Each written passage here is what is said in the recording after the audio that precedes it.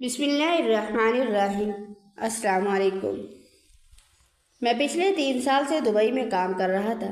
اماں کی بیماری کا پتہ چلا تو میرے پیروں تلے سے زمین نکل گئی۔ میں ان کی دیکھ بھال کے لیے پاکستان پہنچا تو انہوں نے چٹ منگنی پٹ بیاہ والا معاملہ کیا اور میری شادی ایک نہایت ہی معصوم اور کم عمر لڑکی سے طے کر دی۔ میں بہت خوش تھا۔ میری بیوی ہر وقت چپ چپ رہتی اور کسی سے زیادہ گھلتی ملتی نہیں تھی۔ مجھے اس کا یہ رویہ کھٹکتا تھا۔ شادی کے چند روز بعد مجھے واپس جانا تھا۔ دبئی جاتے ہی اماں کا فون آیا کہ میری بیوی گھر سے بھاگ گئی۔ یہ سن کر میرے اوسان خطا ہو گئے۔ میں بیوی کو طلاق دینا چاہتا تھا۔ 5 سال میں اس آگ میں جھلستا رہا۔ جب طلاق کے پیپر لے کر سسرال پہنچا تو یہ دیکھ کر شہستر رہ گیا کہ میری شادی اس وقت ہوئی جب میں دبئی سے پاکستان لوٹا تھا۔ وہ لمحہ میرے لیے کسی خواب سے کم نہیں تھا، کیونکہ برسوں سے چھٹی ملنا ناممکن سا ہو گیا تھا۔ میرے کانٹریکٹ میں صاف لکھا تھا کہ میں 8 سال سے پہلے پاکستان واپس نہیں جا سکتا، لیکن میری ماں کی بیماری نے مجھے سب کچھ چھوڑ کر واپس آنے پر مجبور کر دیا، اور جیسے ہی میں گھر پہنچا تو میری زندگی کا سب سے بڑا فیصلہ میری مرضی کے بغیر ہو چکا تھا۔ میری ماں کی صرف ایک ہی خواہش تھی کہ میں شادی کر لوں، اور ان کی خوشی کے لیے میں نے ہاں کر دی۔ جیسے ہی شادی ہوئی میرے لیے اگلا دن قیامت بن کر آیا، کیونکہ مجھے 2-3 دن بعد ہی پہلی فلائٹ سے واپس دبئی جانا تھا۔ میں اندر سے بہت رنجیدہ تھا۔ میرا دل نہیں مان رہا تھا کہ میں اپنی نئی نویلی دلہن کو یوں اکیلا چھوڑ کر جاؤں۔ ہماری شادی کو ابھی چند ہی دن ہوئے تھے۔ ٹھیک سے ہم دونوں کی آپس میں سلام دعا بھی نہیں ہوئی تھی کہ میری رخصت کا پروانہ تھما دیا گیا۔ میں اپنی بیوی کی فطرت سے واقف تھا کہ وہ بہت شرمیلی تھی۔ مجھے معلوم تھا کہ وہ اپنی ساس سے کبھی یہ نہیں کہہ پائے گی کہ اسے اپنے شوہر سے بات کرنی ہے، اس لیے میں نے جاتے وقت اسے ایک چھوٹا سا موبائل لے کر دیا تھا تاکہ پردیس میں رہ کر میں اس سے آرام سے بات کر سکوں۔ میں یہ سوچ کر تھوڑا مطمئن تھا کہ کم از کم دور بیٹھ کر ہی صحیح ہم ایک دوسرے کا حال تو جان سکیں گے۔ زرنش بھی اس بات سے خوش تھی کہ اب موبائل کے ذریعے اسے میرا سہارا رہے گا، ورنہ وہ تو سارا دن گھر میں اکیلی بور ہو کر مر جاتی۔ سچ تو یہ ہے کہ میری ماں 2 منٹ کے لیے بھی گھر میں نہیں بیٹھ سکتی تھی۔ ہمارے محلے میں ان کے بے شمار رشتہ دار رہتے تھے اور وہ اکثر گھنٹوں ان کے گھروں میں وقت گزار کر آتی۔ اب میں ایئرپورٹ پر کھڑا بار بار مڑ مڑ کر اپنی بیوی کو دیکھ رہا تھا۔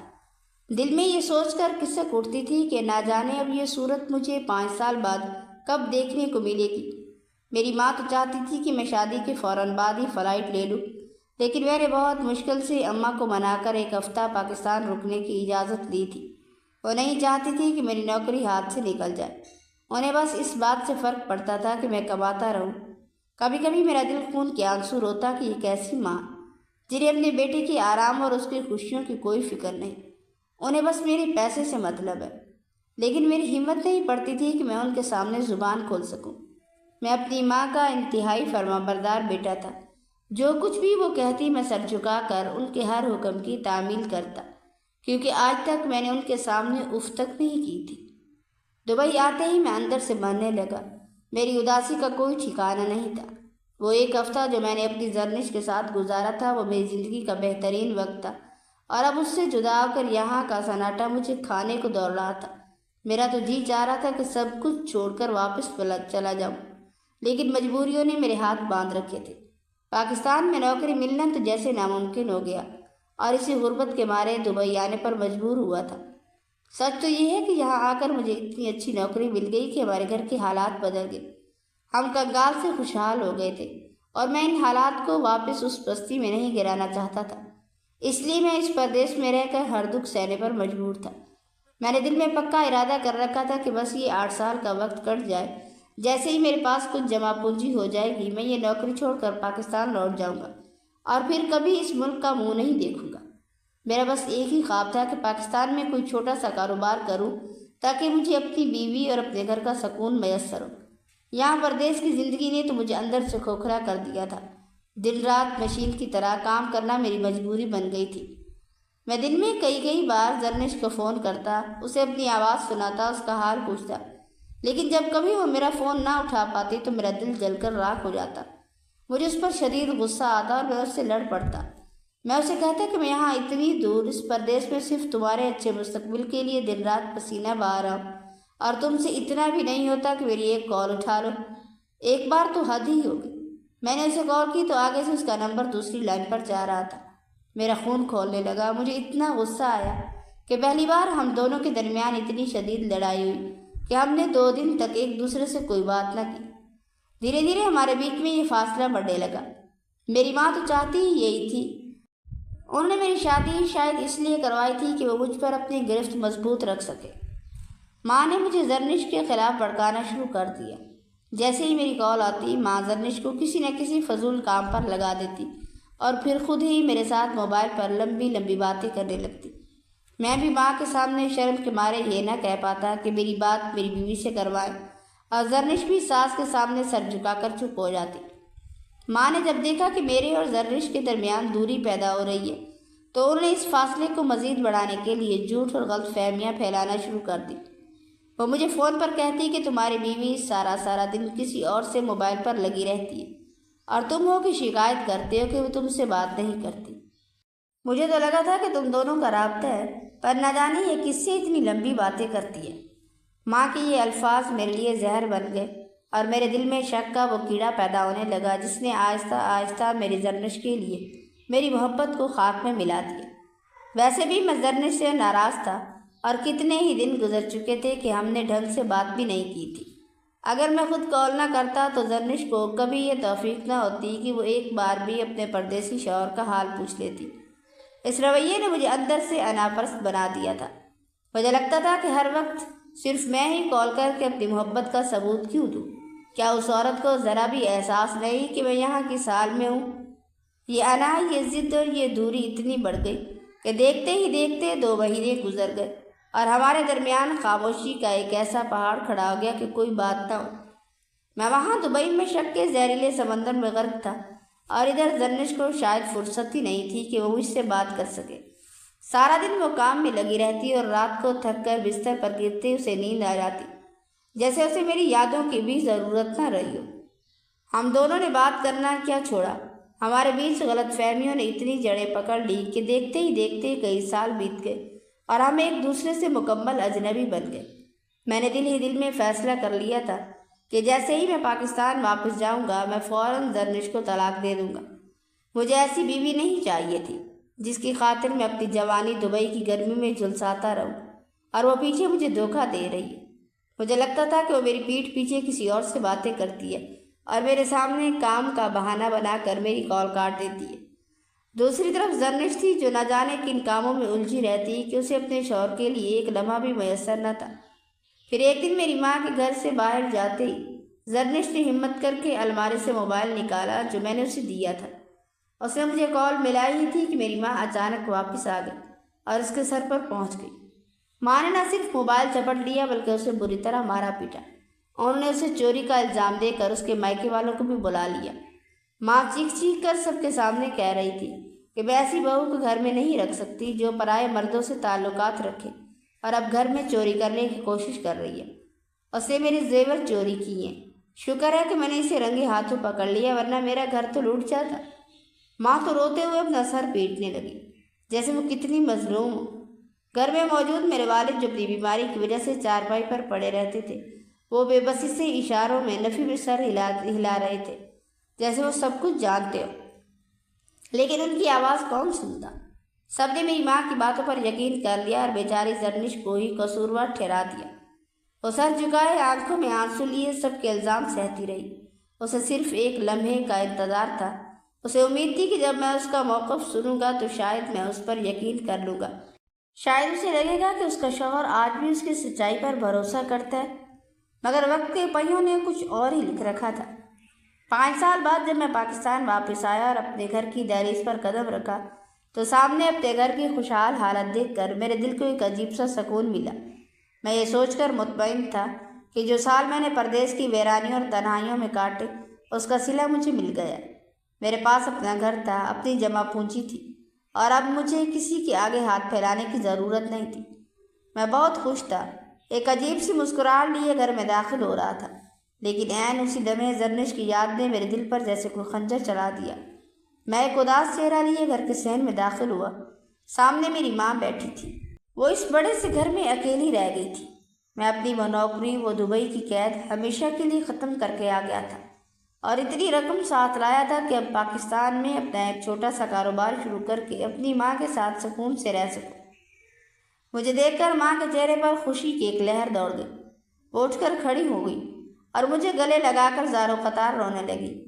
وہ اپنے مصنوعی آنسوں سے مجھے یہ باور کرانے کی کوشش کر رہی تھی کہ جیسے انہیں مجھ سے کتنی ہمدردی ہو، اور ساتھ ہی وہ دکھ کا ڈرامہ کرتے ہوئے کہنے لگی، بیٹا، میں نے تو اپنے بیٹے کے لیے بہت خواب دیکھے تھے، لیکن میری تقدیر میں ایسی بہو لکھی تھی جس نے میرے بیٹے کا دل توڑ کر رکھ دی۔ یہ سن کر میرا کلیجہ منہ کو آنے لگا۔ میری آنکھوں سے چند آنسوں کے قطرے بہہ نکلے، لیکن میں نے اپنی ماں پر یہ ظاہر نہیں ہونے دیا کہ ان کے الفاظ نے میرے زخموں پر نمک چھڑکا۔ میں بس سر جھکائے خاموشی سے کھڑا رہا۔ ماں نے میرے سر پر بوسہ دیا اور مجھے بیٹھنے کا اشارہ کیا۔ میں صحن میں رکھے اسی پرانے تخت پر جا بیٹھا جہاں بیٹھ کر ہم کبھی باتیں کیا کرتے تھے۔ ماں بھی میرے ساتھ بیٹھ گئی اور کہنے لگی، بیٹا، تم تھکے ہوئے ہوگے، جاؤ تھوڑا فریش ہو جاؤ، میں تمہارے لیے چائے بنا کر لاتی ہوں۔ چائے کا ذکر سنتے ہی میرا دل ایک دم سے دھک سے رہ گیا۔ مجھے وہ دن یاد آ گیا جب پہلی بار مجھے دبئی کے لیے نکلنا تھا۔ اس دن زرنش بھی میرے لیے اپنے ہاتھوں سے چائے بنا کر لائی تھی، اور اس کی آنکھوں میں میرے لیے کتنی محبت اور کتنا دکھ تھا۔ وہ یادیں اچانک میرے دل میں کسی سوئی کی طرح چبھنے لگی۔ میں خاموشی سے اٹھا اور آہستہ آہستہ چھوٹے چھوٹے قدم اٹھاتا ہوا چھت کی طرف جانے لگا جہاں ہمارا کمرہ تھا۔ سیڑھیاں چڑھتے ہی مجھے محسوس ہو رہا تھا کہ جیسے میں اپنی زندگی کے گزرے ہوئے وقت پلٹ رہا ہوں۔ کمرے میں پہنچ کر جب میں نے اندر قدم رکھا تو وہاں کی ہر چیز کو باغور دیکھنے لگا۔ کمرے کی سیٹنگ بالکل ویسی ہی تھی جیسے میں برسوں پہلے کر کے گیا تھا۔ وہ پردے، وہ الماری، وہ بیڈ، سب کچھ ویسا ہی تھا جیسے ہم نے اپنی پسند سے سجایا تھا۔ مجھے یاد آ گیا کہ ہم نے کتنا سوچ رکھا تھا۔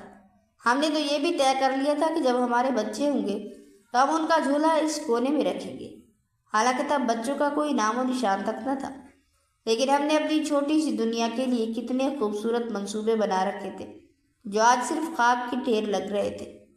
میں اس کمرے میں کھڑا اپنے ماضی کو جی رہا تھا اور سوچ رہا تھا کہ جو گھر ہم نے محبت سے بسایا تھا وہ آج کتنا ویران اور اجنبی لگ رہا ہے۔ میں کمرے کی ہر چیز کو دیکھ کر سکتے میں آ گیا۔ میری آنکھوں سے بے اختیار آنسو بہہ نکلے۔ آج بھی زرنش کی وہ چوڑیاں اور وہ زیورات سنگار میز پر ویسے ہی سجے ہوئے تھے جیسے وہ کل ہی یہاں سے گئی ہو۔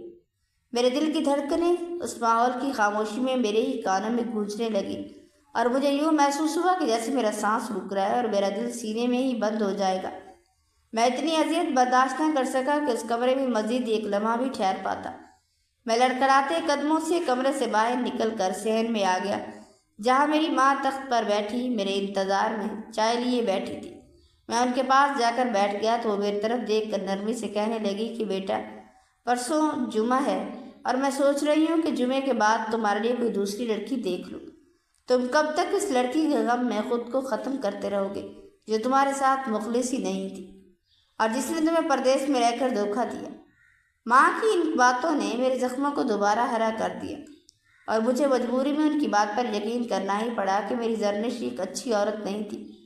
ماں کہنے لگی کہ میں بہت شرمندہ ہوں کہ میں نے اپنے بیٹے کے لیے ایک ایسی لڑکی چنی جو تمہارے قابل ہی نہیں تھی، اور یہ کہہ کر وہ رونے کی اداکاری کرنے لگی اور پھر چائے کا کپ تخت پر رکھ کر تیزی سے اٹھ کر اپنے کمرے میں چلی گئی۔ مجھے لگا شاید میری کسی خاموشی یا اداسی سے ماں کو دکھ پہنچ جائے یا انہیں ابھی بھی زرنش کی جانے کا غم ہے، مگر میں یہ نہ جان سکا کہ وہ ایک انتہائی مکار عورت تھی جس نے ساری زندگی مکاریاں کرتے ہوئے گزاری تھی اور میرے سامنے ایک اچھی ماں کا ڈرامہ کرتی تھی۔ گھر کے لوگ ہی جانتے تھے کہ انہوں نے اس عورت کو کیسے برداشت کیا تھا۔ میرے والد تو ساری زندگی سے سمجھاتے رہے کہ یہ لگائی بجھائی اور لوگوں کی زندگیاں برباد کرنا چھوڑ دو، مگر وہ کبھی بھی ان حرکتوں سے باز نہیں آئی۔ میں تو بس ان کی باتوں کے زہر میں ڈوبا ہوا تھا اور مجھے لگتا تھا کہ شاید ماں ہی میرے لیے سب سے زیادہ فکر مند ہے اور زرنش واقعی میری زندگی کا ایک غلط فیصلہ تھی جس نے میرا گھر اور میرا سکون برباد کر دیا۔ جمعہ کی نماز ادا کرنے کے بعد جب میں مسجد سے باہر نکلا تو ماحول میں ایک عجیب سی اداسی اور سکون تھا۔ سب لوگ خوش خوش اپنے گھروں کو لوٹ رہے تھے، مگر نہ جانے میرے قدم خود بخود اس راستے پر کیسے چل پڑے جو مجھے زرنش کے میکے کے گھر کی طرف لے جا رہے تھے۔ میرے دل کی دھڑکنیں جیسے رک رک کر چل رہی تھی۔ ایک عجیب سی بے چینی تھی جو میری روح کو بے چین کیے ہوئے تھی۔ میرا دل کر رہا تھا کہ میں اب بس آخری بار اس کے سامنے جا کر کھڑا ہو جاؤں اسے ایک بار جی بھر کر دیکھوں اور اس سے پوچھوں کہ آخر میری چاہت میں، میری پکار میں اور میری محبت میں ایسی کون سی کمی رہ گئی تھی جس کی سزا اس نے مجھے اتنی بھیانک دی۔ میں نے تو زرنش کے روشن مستقبل کے لیے اپنی پوری زندگی، اپنی جوانی، اپنی خوشیاں دبئی کی اس تپتی ہوئی دھوپ میں جلا کر خاک کر چکا تھا۔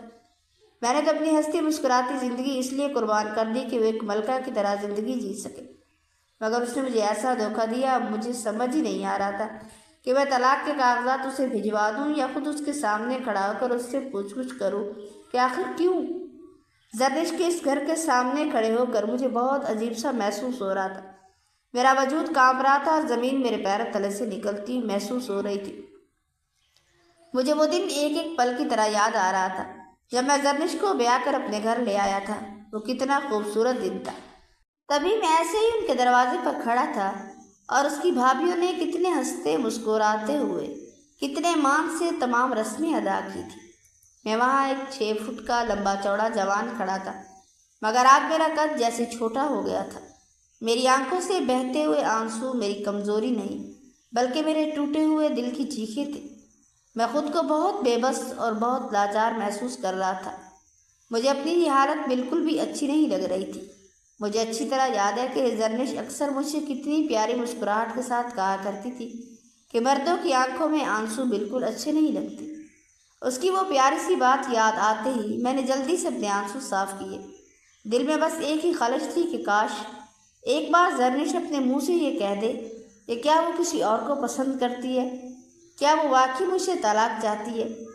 میں بس اسی ایک سوال کا جواب پانے کے لیے، اسی دل کے بوجھ کو ختم کرنے کے لیے آج اس کے دروازے پر کھڑا تھا، اس امید میں کہ شاید وہاں سے مجھے میری بربادی کی کوئی ٹھوس وجہ مل جائے تاکہ میں ہمیشہ کے لیے اس رشتے کو، ان یادوں کو اپنے سینے سے نکال کر پھینک دوں۔ جیسے ہی میں گھر میں داخل ہوا، سارا گھر ایک قبرستان کی طرح سنسان پڑا تھا۔ شاید اس کی بھابھیاں اپنے میکے جا چکی تھی، اس لیے وہاں کوئی چہل پہل نہیں تھی۔ مجھے اچھی طرح معلوم تھا کہ زرنش کا کمرہ چھت پر۔ میرا دل ڈوب رہا تھا۔ میں اتنی ہمت نہیں پا رہا تھا کہ یوں اچانک دبے پاؤں اوپر چلا جاؤں۔ میں چاہتا تھا کہ گھر والوں کو آواز دوں، انہیں خبر کروں اور پھر سب کے سامنے زرنش سے ملوں، کیونکہ میں نہیں چاہتا تھا کہ وہ یا اس کے گھر والے میرے بارے میں کوئی غلط سوچے یا میری نیت پر شک کرے۔ میں نے بہت دیر تک اس کے بھائیوں کو آوازیں دی، گھر کے کونے کونے میں پکارا، لیکن ہر طرف ایک ویران سی خاموشی تھی، جیسے دیواریں بھی مجھ سے کچھ چھپا رہی ہوں۔ جب کافی دیر تک کسی نے بھی جواب نہیں دیا تو میرے قدم خود بخود سیڑھیوں کی طرف اٹھ گئے۔ ایک ایک کر کے سیڑھیاں چڑھتے ہوئے میرے دل کی دھڑکنیں تیز ہو رہی تھی، جیسے کوئی طوفان آنے والا۔ جیسے ہی میں اس کے کمرے کے دروازے تک پہنچا، میں نے دھیرے سے اندر جھانکا اور سامنے کا وہ منظر دیکھ کر میں پتھر کا ہو گیا۔ مجھے اپنی آنکھوں پر یقین ہی نہیں آ رہا تھا۔ میرا دماغ جیسے سن ہو گیا تھا۔ میں سوچ بھی نہیں سکتا تھا کہ جس بیوی کے بارے میں 5 سالوں سے زہریلے شک کے بوجھ تلے دب کر اسے بدکردار سمجھتا رہا، جس کے بارے میں میری ماں نے میرے دل میں نفرت کا زہر گھول دیا تھا، وہ آج مجھے کس حال میں ملے گی۔ وہ کمرہ جو کبھی محبت کا گہوارہ تھا، آج وہاں جو منظر تھا اس نے میرے قدموں تلے سے زمین نکال دی تھی اور میری روح تک کو لرزا کر رکھ دیا تھا۔ میرا نام زاویار ہے اور میری کہانی کسی فلمی داستان سے کم نہیں ہے۔ میں پاکستان کے ایک چھوٹے سے گاؤں کا رہنے والا ہوں، جہاں میری زندگی کی شروعات ہی غربت اور محرومیوں کے سائے میں ہوتی ہے۔ ہمارے گھر کی حالت ایسی تھی کہ اکثر راتوں کو چولہا نہیں جلتا تھا۔ میرے ماں باپ دونوں ہی محنتی تھے، لیکن ان دونوں میں کبھی بنتی نہیں تھی۔ ہر روز گھر میں لڑائی جھگڑوں کا شور ہوتا تھا۔ میرے والد دن بھر کھیتوں میں محنت مزدوری کرتے اور شام کو جب وہ تھکے ہارے گھر لوٹتے تو ماں کے ساتھ ان کی تلخ کلامی شروع ہو جاتی۔ میں بچپن سے اس ماحول میں بڑا ہوا اور ہمیشہ اپنی ماں کے آنسوں کو دیکھ کر تڑپتا تھا۔ مجھے یاد ہے کہ اسکول جاتے وقت جب میں اپنے دوستوں کو نئی وردی میں دیکھتا، مجھے اپنے پھٹے ہوئے جوتوں کو چھپانے کی کوشش کرتا۔ میری زندگی کی خوشیاں بس اس وقت ہوتی تھی جب میں اسکول کے میدان میں اپنے دوستوں کے ساتھ کچھ دیر کے لیے دکھ بھول کر کھیل لیتا تھا۔ میرے اسکول کے دنوں میں بھی گھر کی یہ کشیدگی ختم نہ ہوئی۔ پھر وقت گزرتا گیا اور میں نے بڑی مشکلوں سے اپنی تعلیم مکمل کی۔ میرے ایک قریبی دوست نے مجھے دبئی جانے کا مشورہ دیا تو میرے ماں باپ نے ایک عجیب سا تماشا شروع کر دیا۔ ماں نے اپنی زندگی بھر کی جمع پونجی اور زیورات تک بیچ دیے اور والد نے بھی اپنے کھیتوں کی تھوڑی سی زمین گروی رکھوا کر مجھے دبئی بھیجنے کا بندوبست کیا۔ وہ مجھ سے کہتے تھے کہ بیٹا تم دبئی چلے جاؤ، وہاں اچھا کماؤ گی تو شاید ہمارے گھر کے حالات بھی ٹھیک ہو جائے اور ہم بھی سکون سے رہ سکیں گی۔ میں جب گھر سے نکلا تو میرے والد بہت اداس تھے۔ وہ مجھے اپنے سینے سے لگا کر خوب روئے۔ انہوں نے مجھے ڈھیروں دعائیں دی۔ میں ایک امید لے کر پردیس چلا آیا۔ دبئی کی وہ زندگی ایک جیل سے کم نہیں تھی۔ میں وہاں ایک کمپنی میں دن رات مشین کی طرح کام کرتا تھا اور اپنی تنخواہ کا ایک ایک پیسہ گھر بھیج دیتا تاکہ ان کے جھگڑے ختم ہو جائیں۔ میں نے وہاں سخت محنت کی اور کچھ سالوں میں اپنی کمائی سے اپنے گاؤں میں ایک چھوٹا سا پکا گھر بنوایا۔ لیکن 3 سال بعد اچانک ماں کی کال آئی کہ میری طبیعت خراب ہے۔ وہ کہنے لگی کہ میں بس مرنے والی ہوں، اگر مجھے جینا ہے تو تمہیں فوراً واپس آنا ہوگا۔ میں اپنی نوکری سے کچھ دن کی چھٹی لے کر پاکستان پہنچا تو گھر پہنچتے ہی ماں کا لہجہ بدل گیا۔ وہ کہنے لگی کہ تم بڑے ہو گئے ہو، میں چاہتی ہوں کہ تمہارا بسا ہوا گھر دیکھ لوں۔ تمہارا باپ بھی اب بہت بیمار اور کمزور پڑ گیا۔ میں تمہیں اپنی زندگی میں بیاہتا ہوا دیکھنا چاہتی ہوں۔ تم اپنی پسند کی شادی کرو یا مجھے اجازت دو کہ میں تمہارے لیے کوئی اچھی سی لڑکی دیکھوں۔ میں نے ماں کی آنکھوں میں آنسو دیکھے تو میں نے انکار نہ کر سکا۔ میں نے اپنی ماں کے اس جذباتی اپیل کے سامنے سرخم کر لیا اور کہا کہ ماں، جو آپ کو منظور ہے وہی مجھے منظور ہے۔ میری شادی کی تیاریاں شروع ہوئی۔ میں نے اپنی ساری جمع پونجی اپنی شادی پر خرچ کر دی۔ بڑی دھوم دھام سے میری بارات نکلی، مجھے دلہا بنایا گیا۔ جب میں اسٹیج پر گیا، میں نے پہلی بار زرنش کو دیکھا تو میری آنکھیں چندے آ گئی۔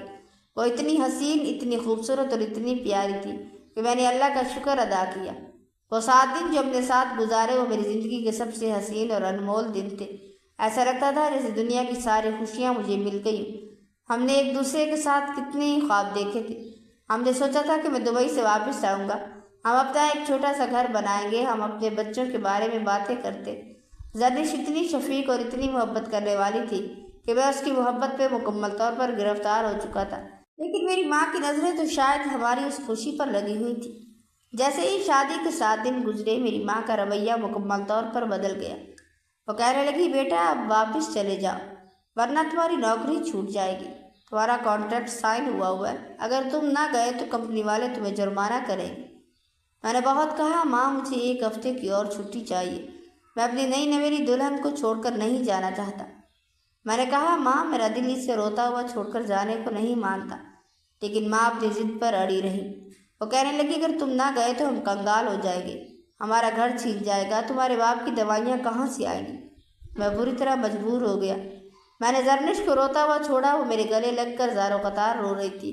وہ مجھ سے وعدہ لے رہی تھی کہ میں جلدی واپس آؤں گا۔ مجھے بھی اندر سے موت پڑ رہی تھی۔ میں وہاں سے واپس دبئی چلا گیا۔ پاکستان میں میرے پاس کوئی کام نہیں تھا۔ میں وہاں دبئی کے اندھیرے میں پھر سے قید ہو گیا۔ میری ماں روزانہ مجھے فون پر زرنش کے خلاف زہر پڑتی۔ وہ کہتی کہ ادنان، تمہاری بیوی گھر میں کام نہیں کرتی، وہ لوگوں سے باتیں کرتی ہے، وہ تمہاری ماں کی عزت نہیں کرتی، وہ پرائے مردوں سے ملتی ہے۔ میں دبئی میں بیٹھا ان باتوں پر یقین کرتا رہا۔ میں ایک پاگل کی طرح اپنی بیوی پر شک کرنے لگا۔ ماں مجھے کہتی کہ تم اسے طلاق دے دو۔ میں 5 سال تک اس اندھیرے میں جیتا رہا۔ زرنش کو میں نے اپنی زندگی کا سب سے بڑا دشمن سمجھ لیا۔ میں اسے برا بھلا کہتا رہا، میں اس پر شک کرتا، میں اسے تڑپاتا رہا۔ میں نہیں جانتا تھا کہ میری ماں جو میری خیر خواہ بنی ہوئی ہے وہی میری زندگی کو تباہ کر رہی ہے۔ میں نے 5 سال اپنی جوانی کا وہ وقت ضائع کر دیا جب مجھے اپنی بیوی کے پاس ہونا چاہیے تھا۔ میں نے زرنش کے میسیجز کا جواب دینا چھوڑ دیا۔ میں نے اسے تنہائی کے سمندر میں اکیلا چھوڑ دیا۔ میں نے اس کے ہر آنسو کو نظر انداز کیا، اور آج جب میں 5 سال بعد واپس لوٹا ہوں تو میرے دل میں نفرت کا لاوا پک رہا ہے۔ میں نے فیصلہ کیا تھا کہ میں آتے ہی زرنش کو طلاق دے دوں گا۔ میں اسی ارادے سے اس کے گھر پہنچا ہوں۔ میرا دل بند ہونے کو ہے۔ سیڑھیاں چڑھتے ہوئے میرے پیر کانپ رہے تھے۔ مجھے یاد ہے کہ کیسے وہ میرے لیے کھانا بناتی تھی، کیسے وہ میرے لیے چائے بناتی تھی۔ میں نے اس کی اتنی محبت کو ٹھکرا دیا۔ میں نے اس کے کردار پر شک کیا۔ میں نے اسے ایک بے وفا عورت سمجھا۔ میں نے ان تمام غلط فہمیوں کو سچ مانا جو میری ماں نے میرے کانوں میں انڈیل دی تھی۔ میں نے دروازے کو دھکا دیا تو سامنے کا منظر دیکھ کر میری روح کانپ اٹھی۔ میری آنکھیں کھلی کی کھلی رہ گئی۔ میں نے وہ دیکھا جو میں نے سوچا بھی نہیں تھا۔ میری ماں نے مجھ سے کیا چھپایا تھا، میری بیوی کا کیا حال تھا۔ یہ وہ منظر ہے جو اب میری زندگی بدلنے والا ہے۔ میری آنکھوں کے سامنے اندھیرا چھا گیا اور مجھے اب سمجھ آ رہا تھا کہ میں نے اپنی زندگی کا سب سے بڑا غلط فیصلہ کیا تھا۔ کاش میں زرنش کا اعتبار کر لیتا، کاش میں اپنی ماں کے جھوٹ کو سمجھ جاتا۔ آج میرا گھر ویران ہو چکا تھا اور میرا دل پچھتاوے کی آگ میں جل رہا تھا اور میں صرف یہ سوچ رہا ہوں کہ اب بہت دیر ہو چکی۔ کمرے میں چارپائی پر پڑے اس وجود پر نظر پڑتے ہی پہلے تو وہ پہچان ہی نہیں سکا کہ وہ کون ہے، لیکن دروازہ کھلنے کی آواز پر جب اس بے جان وجود نے آنکھیں پھیر کر آنے والے کو دیکھنے کی کوشش کی تب اسے سمجھ آ گیا کہ یہ کوئی اور نہیں بلکہ اس کی بیوی زرنش۔ لیکن وہ اس حالت میں کیسے؟ اس سے پہلے کہ وہ بھاگ کر زرنش کے پاس جاتا اور اسے اٹھنے میں مدد کرتا، وہ وہیں سے کمرے کا جائزہ لینے لگا۔ یہ شاید کوئی اسٹور روم تھا جہاں گھر کا سارا فالتو سامان رکھا ہوا تھا اور ان کے درمیان چارپائی پر زرنش لیٹی ہوئی تھی۔ اس کی حالت بہت خراب تھی، وہ سوکھ کر کانٹا ہو چکی تھی اور ایسا لگتا تھا کہ وہ چند دنوں کی مہمان ہے۔ یہ سوچ کر ہی میری آنکھوں سے آنسو بہنے لگے۔ میں بہت حساس تھا، بچپن سے ہی میں ایسا تھا کہ بات بات پر رو دیتا، اور آج تو سامنے میری محبوب بیوی موجود تھی جس کے بارے میں نے ہرگز نہیں سوچا تھا کہ وہ مجھے اس حالت میں ملے گی۔ اس کمرے میں داخل ہوتے ہی اسے گھٹن سی محسوس ہونے لگی کیونکہ ہر طرف گرد تھی، لیکن میں کیا کر سکتا تھا؟ میری بیوی وہاں موجود تھی۔ میں ناک پر کپڑا رکھ کے جلدی سے آگے بڑھا اور زرنش کے پاس جا بیٹھا۔ زرنش کے بے جان وجود نے کوئی بھی حرکت نہیں کی، البتہ آنکھوں سے آنسو بہنے لگے۔ شاید وہ کسی شدید بیماری کا شکار تھی یا پھر مسلسل بھوک اور تنہائی نے اس کے جسم کو ہلنے سے بھی انکاری کر دیا تھا۔ زاویار نے بہت کوشش کی کسی طرح وہ زرنش کو بولنے پر مجبور کرے، لیکن وہ بس سامنے چھت کو گھور رہی تھی۔ کبھی کبھی وہ آنکھیں گھما کر میرے چہرے پر نظر ڈالتی اور پھر آنسوؤں کا سیلاب اس کی آنکھوں سے رواں ہو جاتا۔ میں بھی اپنی بیوی کے آنسو دیکھ کر خود بھی رونے لگا۔ مجھے سمجھ نہیں آ رہی تھی کہ آخر کیا وجہ ہو رہی۔ اس کی بیوی، میری بیوی کے ساتھ ایسا کیا سلوک کیا گیا؟ اس کی ماں نے تو کہا تھا کہ زرنش کے لچھن ٹھیک نہیں اور اس کے میکے والے اسے واپس لے گئے، لیکن اس کے اپنے ہی گھر میں اسے اس حالت میں کس نے اور کیوں رکھا ہوا تھا؟ وہ کہیں سے بھی زندہ انسان نہیں لگ رہی تھی۔ ایسا لگتا تھا جیسے وہ کسی کی لاش ہو جو سانس تو لے رہی ہے لیکن مر چکی ہے۔ زاویار کے دل میں یہ سوال آگ کی طرح دہک رہا تھا۔ جس زرنش کے خواب اس نے دبئی میں دیکھے تھے، جس کے ساتھ اس نے زندگی کے حسین وعدے کیے تھے، اسے اس حال تک کس نے پہنچایا؟ اس نے تہیہ کر لیا کہ وہ اس ظلم کی تہ تک پہنچ کر رہے گا، چاہے اسے اپنی ماں کا سامنا ہی کیوں نہ کرنا پڑے۔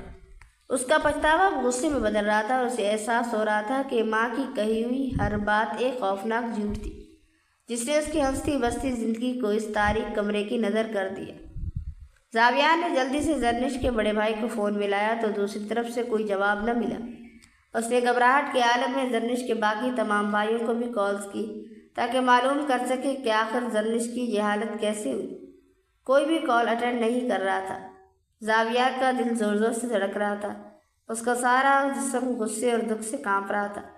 اب مزید انتظار کرنا ممکن نہ تھا۔ اس نے فوراً زرنش کو اپنے بازوں میں اٹھایا جو مٹی کی طرح ہلکی ہو چکی تھی، اور اسے لے کر ہسپتال کی طرف بھاگ پڑا۔ ہسپتال کے ایمرجنسی وارڈ میں پہنچ کر ڈاکٹر نے زرنش کو فوراً طبی امداد کے لیے اندر منتقل کر دیا۔ زاویار باہر راہداری میں کھڑا اپنی ماں کے ان جھوٹوں کو یاد کر رہا تھا جو اس نے 5 سال تک اس کے کانوں میں اڈیلے تھے۔ کچھ دیر بعد جب ڈاکٹر باہر آیا تو اس کے چہرے پر ایک سنجیدگی تھی جو زاویار کے دل کو مزید خوفزدہ کر رہی تھی۔ ڈاکٹر نے جو انکشافات کیے وہ سن کر زاویار کے پیروں تلے سے زمین نکل گئی۔ ڈاکٹر نے زاویار کو کرسی پر بیٹھنے کا اشارہ کیا اور بہت سنجیدگی سے اس کی طرف دیکھتے ہوئے کہا کہ زرنش کے ساتھ جو کچھ ہوا ہے وہ کوئی عام بیماری نہیں بلکہ اسے زبردستی فالج کی مریضہ بنانے کے لیے ایسی خطرناک ادویات مسلسل دی جا رہی جن کے اثرات سے اس کے اعصاب پر گہرے اثر پڑے۔ یہی وجہ ہے کہ وہ اپنا جسم ہلانے سے بھی قاصر ہے، اور اس عمر میں ایسی علامات کا ظاہر ہونا طبی لحاظ سے تعجب کی بات ہے۔ ایسا ہو ہی نہیں سکتا کہ قدرتی طور پر اس حال میں پہنچ جائے۔ یقیناً اس کے ساتھ کوئی بہت بڑا ظلم ہوا ہے۔ ڈاکٹر نے سوالیہ نظروں سے زاویار کی طرف دیکھتے ہوئے پوچھا کہ آخر آپ لوگ اسے کھانے میں کیا دیتے ہیں، یا کیا وہ خود سے کسی خاص دوائی کا استعمال کر رہی تھی؟ یہ سن کر زاویار بری طرح گھبرا گیا، اس کے ہاتھوں کے طوطے اڑ گئے اور اسی گھبراہٹ میں وہ اکلاتے ہوئے بتانے لگا کہ وہ تو 5 سال سے دبئی میں مقیم تھا، اسے تو معلوم ہی نہیں کہ اس کے پیچھے یہاں کیا بیتا ہے۔ وہ اپنی بیوی کو اس حالت میں دیکھ کر اندر سے ٹوٹ چکا تھا۔ اس نے کانپتی ہوئی آواز میں پوچھا کہ کیا زرنش اب کبھی ٹھیک ہو جائے گی؟ ڈاکٹر نے ایک گہری اور افسوسناک سانس لی اور کہنے لگے کہ ویسے تو یہ کیس بہت پیچیدہ اور مشکل ہے، آپ بس دعا کریں، ہم دوائی کا انتظام کر دیتے ہیں۔ امید ہے کہ وہ جلدی بہتر ہو جائے گی، لیکن اسے اب دوائیوں سے زیادہ توجہ، وقت اور بے پناہ پیار کی ضرورت ہے۔ وہ ذہنی طور پر اتنی شدید تھکاوٹ اور خوف کا شکار ہے کہ اس کا جسم حرکت کرنے سے انکاری ہو چکا ہے۔ ہو سکتا ہے کہ اسے اس ظلم کے رد عمل میں کوئی شدید نفسیاتی بیماری لاحق ہو گئی ہو، اس لیے آپ کسی ماہر نفسیات کو بھی ساتھ دکھائیں۔ اور ڈاکٹر نے پروفیشنل انداز میں زاویار کو تمام ضروری مشورے دیے اور علاج کا سلسلہ شروع کر دیا۔ پھر 3 مہینے کی دن رات انتھک محنت، زاویار کی بےلوث خدمت اور اس کی محبت کے بالآخر زرنش اس قابل ہو چکی تھی کہ وہ اب کسی سے بات چیت کر سکے۔ دوسری طرف زرنش کے بھائی اور بھابھی بھی اتنے بیش نکلے کہ انہوں نے اتنا بھی مناسب نہ سمجھا کہ وہ پوچھ ہی لے کہ گھر میں ایک جوان جان لڑکی اچانک کہاں غائب ہے۔ کسی نے بھی اسے ڈھونڈنے کی یا اس کا پتہ کرنے کی زحمت نہیں کی۔ یہاں تک کہ زاویار کی ماں نے بھی اپنے بیٹے سے کبھی یہ استفسار نہیں کیا وہ اتنی عرصے سے کہاں ہے۔ وہ تو بس اس بات پر خوش تھی کہ اس کا بیٹا دبئی سے بہت ساری دولت کما کر لایا، اب ان کے دن پھر جائے گے اور وہ عیاشی کریں گے۔ لیکن اس کی ماں یہ نہیں جانتی تھی کہ یہ عیاشیاں صرف چند دن کی مہمان ہیں، جلدی ان کی اصلیت بہو اور بیٹے پر مکمل طور پر کھلنے والی ہے۔ ابھی تک وہ اپنی جیت کے نشے میں جی رہی تھی، اسے ذرا بھی اندازہ نہیں تھا کہ مکافات عمل کی اس چکی میں جلدی اسے خود پیسنا پڑے گا، اور وہ خود بہت قریب ہے جب وہ اپنی زندگی کا سب سے بڑا نقصان برداشت نہیں کر پائے گی۔ 3 مہینے بعد جب زرنش بولنے کا قابل ہوئی تو زاویار نے سب سے پہلے اس سے وہ سوال پوچھا جس نے اسے تڑپا کر رکھ دیا۔ اس نے پوچھا کہ آخر تمہارے گھر والے، تمہارے اپنے بھائی تم اس حالت میں کیسے رکھ سکتے ہیں، اور تمہاری یہ درگت کیسے بنی؟ یہ سن کر زرنش کی ہچکیاں بند گئی۔ وہ پھوٹ پھوٹ کر رونے لگی اور کانپتی آواز میں بتانے لگی کہ آپ کی ماں نے میرے کردار پر جھوٹے الزام لگا کر نہ صرف آپ کو مجھ سے دور کیا بلکہ مجھے گھر سے نکالنے کا راستہ ہموار کیا۔ میری بھابیاں تو پہلے ہی مجھ سے تنگ تھی۔ شادی کے بعد جب میں دوبارہ ان کے سر پر آن پڑی تو وہ مجھے کسی صورت برداشت کرنے کو تیار نہ تھی۔ وہ مجھے گھر سے نکالنا چاہتی تھی لیکن قانونی طور پر نکال نہیں پا رہی تھی۔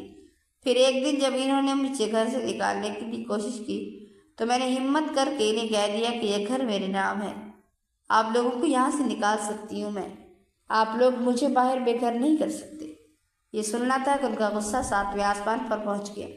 انہوں نے مجھے میرے ہی کمرے میں قید کر دیا اور نہ جانے کس قسم کی زہریلی چیزیں یا دوائیں میرے کھانے میں ملا کر دینے لگے کہ میں دن بدن ٹوٹتی چلی گئی۔ میں خود کو شدید تھکاوٹ میں محسوس کرنے لگی، میرا دماغ جیسے مفلوج ہو گیا تھا، میں کچھ بھی سوچنے سے قاصر تھی، یہاں تک کہ مجھے اپنا نام تک بھول چکا تھا۔ دن گزرتے رہے، میری حالت دن بدن بگڑتی رہی۔ میری چاروں بھائیوں اور ان کی بیویاں، کسی کو بھی مجھ سے کوئی سروکار نہیں تھا کہ میں کس حال میں ہوں، کس حال میں جی رہی ہوں یا مر رہی ہوں۔ بارش آتی تو چھت ٹپکنے لگتی اور میں بھیگتی رہتی۔ ہفتے میں بمشکل 2-3 مرتبہ بھابیاں مجھے روکھا سوکھا کھانا دے جاتی تھی۔ وہ مجھے ایک بوجھ تصور کرتی تھی۔ انہوں نے ہی میری یہ حالت کی تھی کیونکہ وہ مجھ سے جان چھڑوانا چاہتی تھی۔ اب انہیں میرا یہ حال دیکھ کر جیسے اپنی مرضی کا پروانہ مل چکا۔ گرمی ہو یا سردی، جیسے بھی حالات ہوتے، چاہے کمرے میں گندگی پھیل جاتی، وہ میرے پاس نہ بھٹکتی تھی۔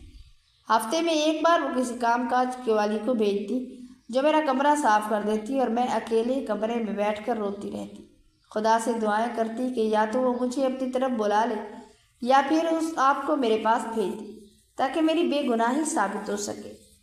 آپ کی ماں ایک بہت سخت دل عورت ہے، اس نے مجھ سے پرانی دشمنی کا بدلہ لینے کے لیے یہ سب کیا تھا۔ میری ماں اس عورت کی سگی بہن تھی، پھر بھی اس نے اپنی سگی بھانجی کے ساتھ وہ سلوک کیا جو دشمن بھی نہ کرے۔ یہ کہہ کر زرنش دوبارہ زار قطار رونے لگی۔ زاویار کو اس کی ٹوٹی پھوٹی باتوں سے ایک خوفناک حقیقت کا اندازہ ہو رہا تھا، لیکن وہ چاہتا تھا کہ زرنش پوری تفصیل بتائے جس کے لیے اس کا مکمل صحتیاب ہونا ضروری تھا۔ زاویار کی ماں گھر میں ہی موجود تھی، اسے ذرا بھی علم نہیں تھا کہ زاویار خفیہ طور پر زرنش سے ملتا ہے اور اس نے اسے ابھی تک طلاق بھی نہیں دی تھی۔ وہ اپنی جیت کے الزام میں اس خوش فہمی میں مبتلا تھی کہ زاویار نے زرنش کو طلاق دے کر اس کی خواہش پوری کر دی۔ زرنش کی بات سن کر زاویار کا خون کھول اٹھا۔ وہ تیش میں بکھرتا ہوا سیدھا اپنے گھر پہنچا۔ گھر میں داخل ہوتے ہی اس نے اپنی ماں سے استفسار کیا کہ آخر آپ نے زرنش کی شادی کس وجہ سے میرے ساتھ کرائی تھی۔ یہ سنتے ہی وہ ہڑبڑا گئی اور جھوٹ بولتے ہوئے کہنے لگی وہ لڑکی مجھے بہت پسند تھی، وہ میری جاننے والی تھی، میں نے سوچا کیوں نہ تمہاری اس سے شادی کروا دوں، لیکن وہ تو نصیبوں کی جلی ہوئی تھی۔ اس نے اتنی اچھی قسمت ٹھکرا کر خود اپنی ذلت بھری زندگی کو چن لیا۔ یہ کہہ کر اس کی ماں ہکلانے لگی، لیکن زاویار کو معلوم ہو چکا تھا کہ وہ اس سے مکمل غلط بیانی سے کام لے رہی ہے۔ تبھی اس نے تمام معاملات کو کھل کر سامنے لانے کا سوچ لیا۔ اس نے اپنی ماں سے آنکھوں میں آنکھیں ڈال کر کہا کہ مجھے سب معلوم ہے کہ زرنش ناہید خالہ کی بیٹی ہے، اور آپ نے ہم سے بدلہ لینے کی خاطر یہ سب کیا تھا۔ آپ نے ایسا کیوں کیا؟ آخر زرنش تو آپ کی اپنی سگی بھانجی تھی۔ آپ کو اپنی بہن کی دشمنی کا انتقام اس بے گناہ لڑکی سے نہیں لینا چاہیے تھا۔ آپ نے بہت غلط کیا اماں، میں آپ کو اس ظلم کے لیے ہرگز معاف نہیں کروں گا۔ یہ کہہ کر وہ سر پکڑ کر تخت پر بیٹھ گیا۔ اس کی ماں یہ سن کر جیسے زمین پر گر گئی اور زار و قطار روتے ہوئے کہنے لگی کہ میں ناہید کو کبھی معاف نہیں کر سکتی اور اس کی بیٹی سے بدلہ لے کر ہی رہوں گی۔ اس کی وجہ سے ہی تمہارے والد نے مجھے طلاق دی۔ یہ سننے کی دیر تھی کہ زاویار حیرت سے کھڑا ہو گیا اور پوچھنے لگا میرے والد نے آپ کو کیسے طلاق دی تھی؟ وہ شدید صدمے میں اپنی ماں سے سوال جواب کرنے لگا۔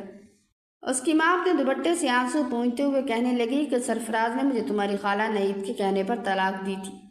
دراصل تمہاری خالہ اور سرفراز کی منگنی ہوئی تھی، لیکن کسی وجہ سے وہ ٹوٹ گئی۔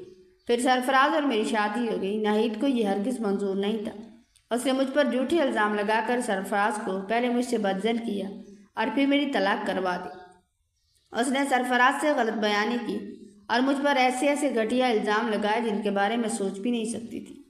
تب تم صرف 1 سال کے تھے جب تمہارے باپ نے مجھے طلاق دی تھی۔ اس کے بعد میرے والدین نے مجھ سے زبردستی میرے چچا فاروق سے شادی کروا دی۔ فاروق بھی ساری زندگی مجھ پر شک کرتا رہا، کیونکہ اس نے وہ تمام جھوٹی باتیں سن رکھی تھی اور وہ کبھی بھی مجھ پر یقین کرنے کو تیار نہیں تھا۔ وہ ہر روز مجھ پر نئی نئی پابندیاں لگاتا، یہاں تک کہ گھر سے نکلنے پر بھی سخت قدغن تھی۔ میں شادی کے بعد کبھی اپنے میکے نہیں جا سکی۔ ناہید نے میرا گھر تو برباد کر دیا، لیکن خود سرفراز سے شادی نہیں کی بلکہ بلال سے شادی کر لی۔ وہ زیادہ عرصہ جی نہ پائی اور بالآخر اپنے گناہوں کی پاداش میں جلدی انتقال کر گئی۔ وہ اپنی بیٹی زرنش کو دنیا میں اکیلا چھوڑ گئی تھی۔ اس کے کیے کی سزا اس کی بیٹی کو ملی اور اس کے سوتیلے بہن بھائیوں نے اس کے ساتھ ایسا سلوک کیا کہ وہ ہر لمحہ موت مانگتی تھی۔ یہ سب سن کر زاویار کا وجود لرز اٹھا کہ ایک پرانی دشمنی اور انا کی جنگ نے کیسے 3 نسلوں کو برباد کر کے رکھ دیا۔ ایک طرف اس کی ماں کا دکھ تھا اور دوسری طرف زرنش پر ہونے والا وہ ظلم جس کا وہ کسی بھی طرح حصہ دار نہیں تھا۔ میں مانتی ہوں کہ میں غلط ہوں، لیکن میرے ساتھ بھی تو اتنا برا کیا گیا تھا کہ میں خود بھی ایک غلط انسان بن گئی تھی، اور میں نے اپنی بہن کی بیٹی زرنش سے اپنی تذلیل کا بدلہ لینے کا فیصلہ کر لیا تھا۔ میں بھی اسے طلاق ہی دلوانا چاہتی تھی، بالکل اسی طرح جیسے اس کی ماں نے میری طلاق کروائی تھی۔ حالانکہ اس وقت اس میں میرا کوئی قصور نہیں تھا، یہ تو سب بڑوں کا فیصلہ تھا، لیکن ناہید کے بجائے میری شادی سرفراز سے کر دی گئی۔ میں نے تو بڑوں کے سامنے خاموشی سے سر جھکا لیا تھا۔ اگر ناہید کو سرفراز سے اتنی محبت تھی تو وہ خود ہی بولتی، اپنی آواز اٹھاتی اور اپنے حق کے لیے لڑتی، لیکن اس نے ایسا کچھ نہیں کیا اور دل ہی دل میں مجھ سے ایک ایسی دشمنی پال لی جس نے سب کچھ برباد کر دیا۔ اور آج اس کا انجام یہ نکلا کہ میری اپنی زندگی اور میرے اکلوتے بیٹے زاویار کی زندگی دونوں ہی تباہ و برباد ہو کر رہ گئے۔ یہ کہہ کر زاویار کی ماں زور زور سے اپنے سر پر ہاتھ مارنے لگی اور اس کی چوڑیوں کی کھنکھناہٹ میرے پورے ویران صحن میں گونج رہی تھی۔ زاویار وہاں ایک پتھر کے مجسمے کی طرح بیٹھا تھا۔ اس کا چہرہ درد اور افسردگی سے بھرا ہوا تھا۔ اسے سمجھ نہیں آ رہا تھا کہ وہ اپنی ماں کو غلط کہے یا اپنی انجانی خالہ نعید کو، کیونکہ وہ دونوں ہی اپنے اپنے مقام پر غلط تھی، اور ان دونوں عورتوں کو برسوں پرانی دشمنی اور انا کی جنگ کی وجہ سے آج اس کا بیٹا یعنی وہ خود اس کی بے گناہ بیوی زرنش غلط فہمیوں کے ایسے بھنور میں پھنس چکے تھے کہ نوبت طلاق تک آ پہنچی۔ اب زاویار کو ساری تلخ کہانی سمجھ آ چکی تھی کہ یہ سب اس کی ماں کا ہی کیا دھرا ہے۔ زرنش کا تو کوئی قصور ہی نہیں، اور نہ ہی وہ خود کوئی شکی مزاج انسان تھا۔ اسے تو بس جو کہانی سنائی گئی اس نے اسی پر اندھا یقین کر لیا۔ وہ وہاں سے اٹھا اور بغیر کچھ کہے اسپتال کی طرف بھاگ اٹھا۔ اس کی ماں اسے پیچھے سے پکارتی رہی، روتی رہی اور اسے روکنے کی ناکام کوشش کرتی رہی، لیکن زاویار کو اب کسی کی کوئی پرواہ نہیں تھی۔ وہ جلد از جلد زرنش کے پاس پہنچنا چاہتا تھا۔ ہسپتال کے کمرے میں پہنچ کر جب اس نے زرنش کو دیکھا تو اس کی آنکھوں میں آنسو آ گئے۔ اس نے زرنش کا ہاتھ تھاما اور اسے ساری حقیقت بتائی کہ مجھے اب سب معلوم ہو چکا ہے، تمہارا اس سب میں کوئی قصور نہیں، میں تم سے معافی مانگتا ہوں، میں نے تمہارے ساتھ بہت غلط رویہ اپنایا، میں نے ان تمام باتوں پر یقین کیا جو مجھے میرے خلاف بتائی گئی۔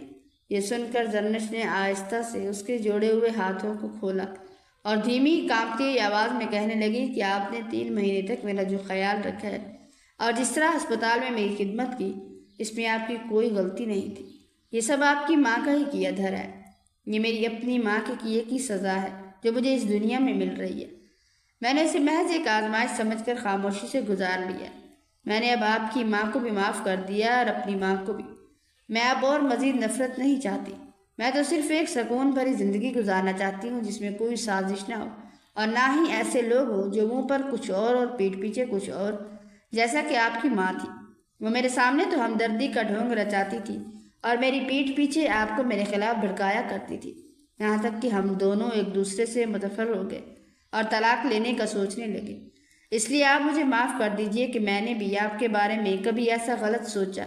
زاویار نے زرنش کو اپنے سینے سے لگایا اور وہ دونوں اس دکھ بھری داستان کے خاتمے پر دیر تک روتے رہے۔ اب ان کے سامنے زندگی کا ایک نیا سفر تھا جس میں کسی کی سازش کی کوئی جگہ نہیں تھی۔ اس کے بعد وہ دونوں ہسپتال سے ڈسچارج ہو کر سیدھے اپنا گھر گئے، جہاں زاویار کی ماں ابھی تک زمین پر بیٹھی ماضی کے گناہوں کی سزا بھگت رہی تھی۔ زاویار آگے بڑھا اور اپنی ماں کو بازوں سے پکڑ کر زمین سے اٹھایا اور اسے تخت پر بٹھایا۔ زاویار کی ماں اسے دیکھتے ہی رو پڑی اور زرنش کے قدموں میں بیٹھ کر اس سے معافیا مانگنے لگی۔ زرنش نے بھی بڑے کھلے دل سے انہیں معاف کر دیا۔ زاویار اب مستقل طور پر واپس دبئی جانے کا ارادہ ترک کر دیا۔ اس نے فیصلہ کیا کہ اب وہ اپنی باقی زندگی اپنی ماں اور بیوی کے پاس رہ کر کوئی کام کرے گا، لیکن جب بہت کوششوں کے باوجود اپنی مرضی سے کوئی کام نہ ملا تو اس نے سوچ لیا کہ کوئی بھی محنت مزدوری کرنے سے پیچھے نہیں ہٹے گا۔ اس مقصد کے لیے اس نے شہر کی ایک فیکٹری میں کام تلاش کیا، جہاں اسے دن میں 20 گھنٹے مسلسل کام کرنا پڑتا تھا، تب جا کر مہینے کے 50,000 روپے اس کی جیب میں آتے تھے۔ وہ اس مشقت بھرے کام کو کرنے پر اس لیے راضی ہو گیا کیونکہ اس کی ماں کی طبیعت اکثر خراب رہتی تھی اور انہیں گھر کے اخراجات اور دوائیوں کے لیے پیسوں کی سخت ضرورت تھی۔ وہ اپنی مجبوریوں کے آگے بے بس تھا اور اکثر اس وقت کو کوستا تھا جب اس نے دبئی کی وہ نوکری چھوڑنے کا فیصلہ کیا، جب اس نے اس کے حالات بدل دیے۔ ایک دن وہ فیکٹری سے سخت تھکاوٹ کے عالم میں گھر واپس آ رہا تھا، ابھی وہ راستے میں ہی تھا کہ اچانک سے ایک کوڑے کرکٹ کے بڑے ڈھیر کے پاس سے کسی بچے کی دبی دبی رونے کی آواز سنائی دینے لگی۔ رات کے اس پہر ویران راستے پر کوڑے کے ڈھیر سے بچے کی رونے کی آواز نے اسے اندر تک خوفزدہ کر دیا تھا۔ اس کا دل چاہا کہ وہ اپنی آنکھیں بند کر کے فوراً وہاں سے گزر جائے اور کسی طرح گھر پہنچ جائے، لیکن نہ جانے کس دلی احساس کے تحت اس نے اپنے خوف پر قابو پایا اور پھر لڑکھڑاتے ہوئے چھوٹے چھوٹے قدم اٹھاتا ہوا اس کوڑے کے ڈھیر کے پاس جا پہنچا۔ وہاں اندھیرے میں کچھ آوارہ کتے بھی منڈلا رہے تھے۔ اس نے فوراً زمین سے ایک مضبوط لکڑی اٹھائی اور ان کتوں کو وہاں سے بھگاتے ہوئے اس آواز کو تلاش کرنے لگا جو کوڑے کے ڈھیر سے کسی کونے سے مسلسل آ رہی تھی۔ زاویار کو بالکل سمجھ نہیں آ رہا تھا کہ اس کوڑے کے اس بدبودار اور اونچے ڈھیر کے کس کونے میں یہ معصوم سی آواز آ رہی ہے۔ تبھی اسے ایک کونے میں پڑے بڑے سے شاپر میں کچھ ہلچل دکھائی دی۔ وہ جلدی سے آگے بڑھا اور اپنے ہاتھ بڑھا کر اس شاپر کو کھولنے لگا۔ اس وقت اس کے ذہن میں بہت سے انجان وسوسے تھے جنہوں نے اس کے ہاتھ کانپنے پر مجبور کر دیا۔ وہ بہت ڈر رہا تھا کہ نہ جانے اس شاپر کے اندر سے کیا نکلے گا، لیکن اسے کہیں نہ کہیں یہ امید تھی کہ اگر بچے کی رونے کی آواز آ رہی ہے تو وہ یقیناً ایک زندہ بچہ ہی ہوگا۔ نہ جانے وہ بے زبان کس وقت سے یہاں پر اس سرد رات میں پڑا ہوا ہے۔ اس نے بڑی بےتابی سے اس بڑا شاپر کھولا تو سامنے کا منظر دیکھ کر اس کی آنکھیں پھٹی کی پھٹی رہ گئی۔ شاپر کے اندر ایک معصوم سا بچہ موجود تھا جس نے کپڑے تک نہیں پہنے ہوئے تھے۔ بابا مشکل 6 سے 7 گھنٹے کا نومولود بچہ ہوگا اور ایسا محسوس ہو رہا تھا جیسے ابھی ابھی کسی ظالم نے اسے پیدا ہوتے ہی کوڑے کے ڈھیر کا حصہ بنا دیا۔ زاویار یہ دیکھ کر حیران بھی ہوا اور خدا کا شکر ادا کرنے لگا کہ وہ اور زرنش برسوں سے اولاد کی نعمت کے لیے ترس رہے تھے اور اب خدا نے انہیں ایسے ایک معصوم فرشتے سے نواز دیا تھا۔ نہ جانے یہ کس بدقسمت کا بچہ تھا۔ یہ سب سوچ کر اس نے بچے کو اپنے سینے سے لگایا اور اسے سہارا دیتے ہوئے سیدھا پولیس اسٹیشن کی طرف اپنے قدم بڑھا دیے تاکہ اسے قانونی طور پر اپنے نام کر سکے اور اسے ایک اچھی زندگی دے سکے۔ وہ چلتے ہوئے پولیس اسٹیشن تک پہنچا ہی تھا جب مسلسل چلنے کی آواز سے اس کی سانس پھول چکی تھی اور پیروں میں شدید تھکاوٹ محسوس ہو رہی تھی، لیکن زاویار نے ہمت نہیں ہاری اور پولیس اسٹیشن میں جا کر ہی دم لیا۔ وہاں جا کر انکوائری کی گئی، لیکن کہیں سے بھی معلوم نہ ہو سکا کہ وہ بچہ کس کا ہے۔ پولیس آفیسر سے اجازت لینے کے بعد اس نے وہ بچہ قانونی طور پر گود لے لیا اور رات کے 12 بجے اس بچے کو لیے گھر داخل ہوا۔ زرنش بہت پریشان تھی اور بار بار گھر سے باہر جھانک کر اپنے شوہر کے آنے کا انتظار کر رہی تھی۔ اسے بہت ڈر لگ رہا تھا کیونکہ کبھی بھی اس کا شوہر 8 بجے کے بعد گھر نہیں آیا تھا۔ وہ ہمیشہ 7 بجے ہی گھر آ جایا کرتا تھا۔ آج تو رات کے 12 بج چکے تھے۔ وہ بہت گھبرا رہی تھی اور مسلسل قرآن آیات کا ورد کر رہی تھی۔ تبھی اسے اپنا شوہر دور سے آتا دکھائی دیا اور جلدی سے گلی میں چلتے ہوئے آگے بڑھی اور شوہر کے ہاتھ میں بچہ دیکھ کر حیران رہ گئی۔ تبھی زاویار نے اسے ساری حقیقت بتا دی کہ وہ راستے میں آ رہا تھا اور اسے یہ بچہ کوڑے کے ڈھیر میں ملا۔ ساری انکوائری کرنے کے بعد اسے یہ بچہ سونپ دیا گیا۔ اب یہ بچہ ان کا ہے۔ یہ سن کر زرنش خوشی سے نہال ہو گئی اور جلدی سے شوہر سے وہ بچہ جھپٹ لیا اور اسے پیار کرنے لگی۔ وہ کب سے اولاد کے پیار کو ترستی ہوئی تھی۔ بچہ سامنے دیکھ کر خود پر قابو نہیں رکھ سکی، اس معصوم کو چومنے لگی۔ گرمیوں کے اولین دن تھے اور سب لوگ باہر سیر میں سویا کرتے تھے۔ زاویار کی ماں بھی بہو اور بیٹی کو اس وقت آتا دیکھ کر پریشان ہو چکی تھی اور چارپائی پر اٹھ کر بیٹھ گئی۔ ان کے ہاتھوں میں بچہ دیکھ کر وہ خوش ہونے لگی اور پوچھنے لگی کہ یہ کس کا بچہ ہے۔ زاویار کہنے لگا، اماں یہ آپ کا پوتا ہے۔ یہ سن کر زاویار کی ماں خوش ہو گئی اور بیٹوں کو ڈھیروں دعائیں دینے لگی۔ ان کو معلوم تھا کہ ان کی بہو ماں نہیں بن سکتی۔ یقیناً اس کے بیٹے نے یہ بچہ کہیں سے گود لیا، کیونکہ کافی عرصے سے وہ دونوں سوچ رہے تھے کہ کوئی بچہ گود لے لیا جائے۔ اب تو ان کے حالات بھی کافی سدھر چکے تھے۔ زاویار کی ماں آج کل بہت بیمار رہنے لگی تھی۔ ان کو فالج کا اٹیک ہوا تھا، جس کی وجہ سے وہ چلنے پھرنے سے قاصر تھی۔ سارا دن وہ چارپائی پر بیٹھی رہتی اور اپنے کیے گناہوں کی معافی مانگتی۔ اکثر وہ زرنش کے آگے ہاتھ جوڑ کر اس سے معافی مانگتی کہ مجھے معاف کر دو۔ یہ تو صد شکر ہے کہ اس کے بیٹے نے زرنش سے ملاقات کر کے سارے معاملات کی گہرائی کو جان لیا تھا، ورنہ تو آج اس کے بیٹے اور بہو کی طلاق ہو چکی ہوتی۔ زرنش بھی اپنی ساس کو تسلیاں دیتی کہ وہ ایسا مت سوچا کرے۔ آج وہ مبارک دن تھا جس دن وہ سب بہت عرصے بعد مسکرائے۔ زاویار جو اتنے دنوں مالی پریشانیوں کی وجہ سے گھر دیر سے آتا تھا، آج اس کے چہرے پر بھی سکون والی مسکراہٹ تھی، اور زاویار کی ماں تو اس بچے کو کسی کو بھی دینے سے انکار کر رہی تھی۔ مسلسل اپنی گود میں لے کر بیٹھی رہی۔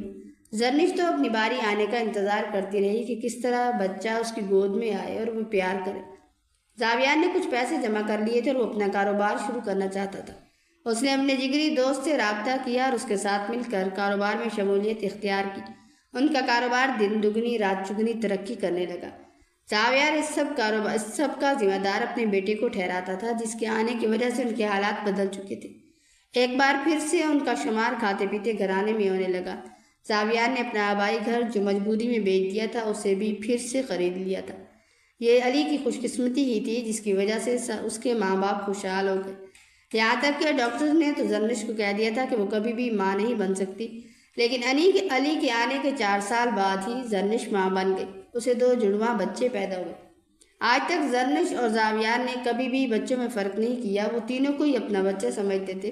زاویار تو علی کو اپنی قسمت کا سکہ سمجھتا تھا، جس کے آنے کے بعد اس کے گھر کی ویرانیاں ختم ہو گئی۔ البتہ زاویار کی ماں کی حالت بہت خراب تھی۔ وہ فالج کی مریضہ تھی اور اکثر ہی بستر پر گند کر دیا کرتی تھی۔